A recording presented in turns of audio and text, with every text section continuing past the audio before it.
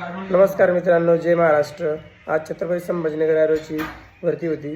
तर आज फर्स्ट पर्चीमध्ये 21 मुलं घेतलेले आहेत आणि सेकंड पर्चीमध्ये 15 ते 16 मुलं घेतलेले आहेत आणि थर्ड पर्चीमध्ये पण 20 मुलं घेतलेले आहेत आणि जी फोर्थ पर्ची आहे तिच्यामध्ये 15 ते 20 मुलं घेतलेले आहेत। तिच्यामध्ये पण फर्स्ट पर्चीला टायमिंग दिलेला आहे त्याने 5:30, सेकंड पर्चीला टायमिंग दिलेला आहे 5:45, थर्ड पर्चीला त्याने टायमिंग दिलेला आहे 6 मिनिट आणि फोर्थ पर्चीला त्याने टायमिंग दिलेला आहे 6:15 दिलेला आहे।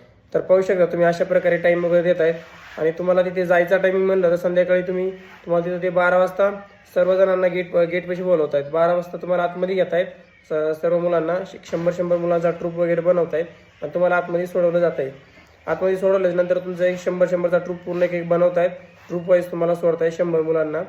ट्रूपला सोडल्याच्यानंतर एक कमीत कमी म्हणलं तर एका ट्रूपमधनं 100 मुलांपैकी आसपास म्हणलं तर 55 ते 60 मुलांचं बसतं आहे।